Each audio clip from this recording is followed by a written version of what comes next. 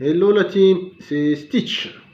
Et aujourd'hui, comme promis, nous allons parler de gros lolo, de nichons, de boobs dans les jeux vidéo. Voilà, c'est un sujet qui me tient à cœur.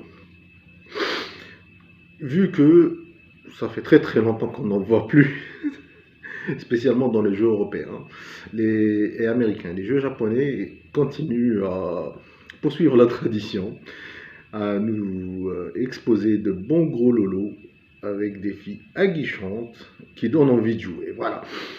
Partant sur ce principe, moi, si j'ai envie de passer quelques heures avec un caractère dans un jeu vidéo, avec un personnage dans un jeu vidéo, autant qu'il soit attirant, aguichant et intéressant à jouer, et que j'en prenne plein la vue. Voilà, je suis un mec, c'est tout à fait normal. Et je l'assume. Maintenant, qu'est-ce qui a changé?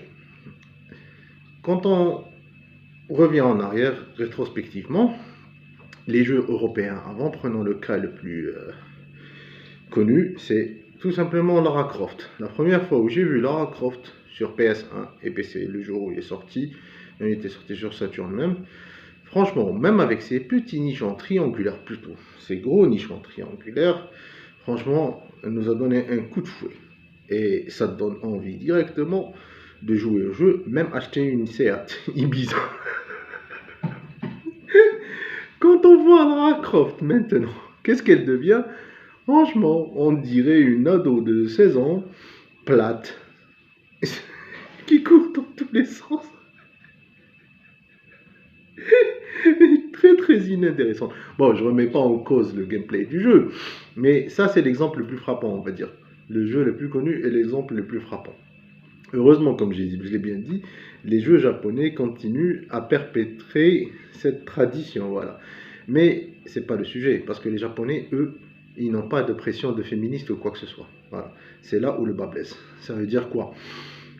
Sur le principe, les entreprises européennes et américaines qui font du jeu vidéo subissent une pression énorme. Voilà.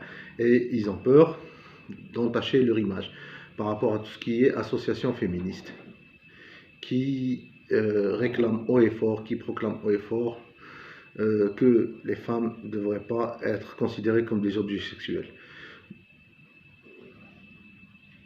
Ce n'est pas le cas. Et franchement, moi à l'extérieur, ou dans la vie de tous les jours, dans les films, dans les séries, des nichons, on en voit, même dans les shorts de YouTube. Et les nichons, ils sont de plus en plus exposés. Pourquoi c'est pas le cas dans le jeu vidéo? C'est ça la question que je me pose. Voilà. Est-ce que ça serait un frein pour les ventes? Mais non, pas du tout. Je ne pense pas. Je ne pense pas du tout. Parce qu'il faut prendre en considération les jeux japonais. Ils se vendent bien. Il y a des nichons. Les jeux européens se vendent tout aussi bien. Même s'il y avait des nichons. Il faut prendre le cas de Mass Effect, où avant, il y avait plein de nichons dans le jeu vidéo. Il y avait même des jeux européens et occidentaux et américains dont on pouvait choisir la taille des nichons. Maintenant, c'est plus le cas. Tu as des nichons pleins et c'est tout. Tout court. Je prends exemple même Warzone, Call of Duty. Voilà. Les personnages qui étaient sur Modern Warfare, Black Ops, ce qui va avec les anciens personnages féminins, avaient des nichons. Les derniers n'en ont plus.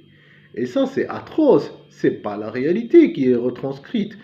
Voilà. Et tous les derniers jeux qui sont sortis, je vois des filles plates. Et est-ce que c'est vrai? Est-ce que les filles actuellement sont comme ça? Si on voit l'évolution des femmes et elles veulent avoir de plus en plus de grosses poitrines, et les féministes disent que qu'une femme ait une grosse poitrine, ça sexualise la femme. Non, non, pas du tout. Et du coup, moi, je pousse un petit peu un coup de gueule par rapport à ça. Et c'est un sujet qui me tenait à cœur. Et j'aimerais bien, franchement, que l'industrie suive une création artistique, on va dire, propre et non influencée par l'opinion publique. C'est même pas l'opinion publique, on va dire la minorité qui gueule. Voilà. Les femmes gueulent et veulent pas être considérées et imagées comme objets sexuels dans un jeu vidéo. Et c'est pas le cas. C'est pas le cas. C'est juste qu'on veut passer un bon moment avec un personnage qui soit bien foutu, Voilà, autant que passer, si on passe 40 à 50 heures de jeu avec un personnage, autant que ce soit une belle fille, avec des attributs très intéressants. Sinon, pour avoir une planche à pain, autant aller jouer à Mario. Voilà, avec Peach et ce qui va avec. Ça a toujours été des planches à pain. Et malgré ça, si on voit les jeux Nintendo comparés aux autres, voilà, qui ont une entreprise japonaise, au passage, voilà, mais qui a une filiale américaine qui n'a aucune influence sur la filiale japonaise, ce qui n'est pas le cas de Sony ou Microsoft. Sony, par exemple, voilà, Microsoft, c'est pas le bon exemple, mais Sony, par exemple, ils ont vraiment américanisé, occidentalisé leur production. C'est-à-dire tous les jeux qui sont sortis chez PlayStation, les meufs n'ont pas de nichon. Ils n'en ont pas. Pas du tout. Elles ressemblent même à des mecs. Il faut voir Returnal. C'est un mec qui est habillé en femme. C'est affreux. Elle est pas belle.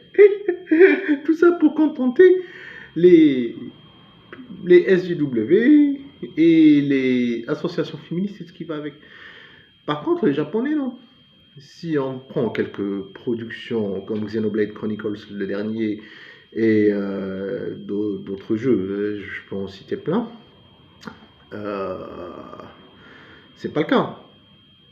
Malgré que, traditionnellement parlant, Nintendo est une entreprise très conservatrice et qui a axé la plupart de ses jeux sur un public jeune.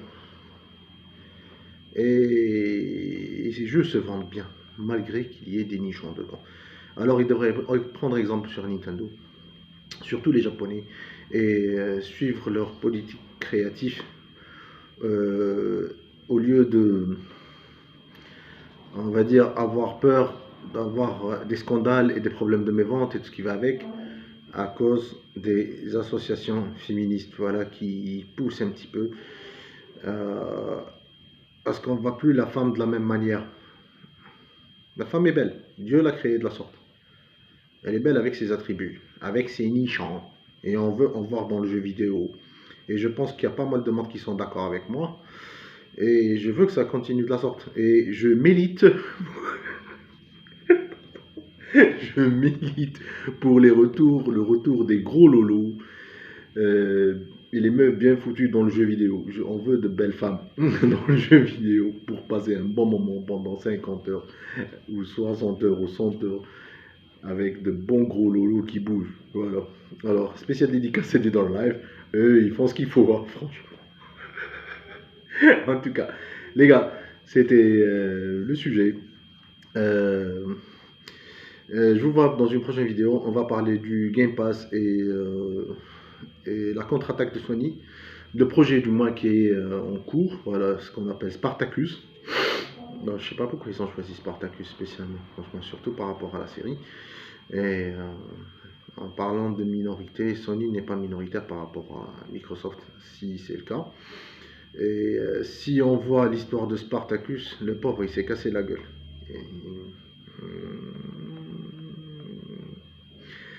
Sparte. C'était pas bon pour eux.